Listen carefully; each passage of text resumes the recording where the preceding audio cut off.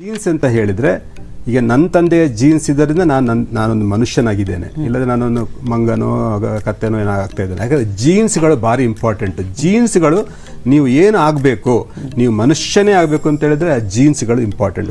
ಸಾಧಾರಣ ಲಕ್ಷಾಂತರ ಜೀನ್ಸ್ಗಳು ಇರ್ಬೋದು, ಆ ಲೆಕ್ಕ ನಮಗೆ ಬೇಡ. ಸೊ ಜೀನ್ಸ್ಗಳು ನೀವು ಏನು ಆಗಬೇಕು ಎಂಬುದನ್ನು ನಿರ್ಧಾರ ಮಾಡುತ್ತೆ. ನಿಮ್ಮ ಸ್ಟ್ರಕ್ಚರ್, ನಿಮ್ಮ ಭೌತಿಕ ಎಪಿಯರೆನ್ಸು. ನಿಮ್ಮ ತಂದೆ ತಾಯಿ ಥರನೇ ನೀವು ಇರ್ತೀರಾ, ಹಾಗೆ ನನ್ನ ತಾಯಿ ನಾನು ಇರ್ತೇನೆ. ಇದು ಫಸ್ಟ್ ಪಾಯಿಂಟ್. ಅಂದರೆ ಜೀನ್ಸ್ಗಳಿಗೆ ತುಂಬ ಇಂಪಾರ್ಟೆನ್ಸ್, ಪ್ರಾಮುಖ್ಯತೆ ಇದೆ. ಅದು ಮೋಸ್ಟ್ ಇಂಪಾರ್ಟೆಂಟ್. ತುಂಬ ಈಗ ಬರ್ತಾರೆ, ಎಲ್ಲರೂ ಬರ್ತಾರೆ, ಸರ್ ನನ್ನ ತಂದೆ ತಾಯಿಗೆ ಡಯಾಬಿಟಿಸ್, ನನಗೂ ಬರುತ್ತೆ. ಡಯಾಬಿಟಿಸ್ ಬಗ್ಗೆ ಅಲ್ಲ, ಕ್ಯಾನ್ಸರ್ ಬಗ್ಗೆ ತುಂಬ ಜನ ಟೆಸ್ಟ್ ಮಾಡ್ಕೊಳ್ತಾನೆ ಇರ್ತಾರೆ. ಸರ್ ನನ್ನ ತಂದೆ ಇವತ್ತು ಬೆಳಿಗ್ಗೆ 2-3 ಟೆಸ್ಟ್ ಮಾಡ್ಕೊಂಡು ಬಂದೆ, ಸರ್ ನನ್ನ ತಂದೆ ತಾಯಿಗೆ ಕ್ಯಾನ್ಸರ್ ಇತ್ತು, ಕಿಡ್ನಿ ಕ್ಯಾನ್ಸರ್ ಇತ್ತು, ಅದಕ್ಕೆ ಕಿಡ್ನಿ ನೋಡಿಬಿಡಿ ಅಂತ ಹೇಳ್ತಾರೆ. ಸೊ ಇದು ಒಂದು ಈ ಕಲ್ಪನೆ ಇದೆ.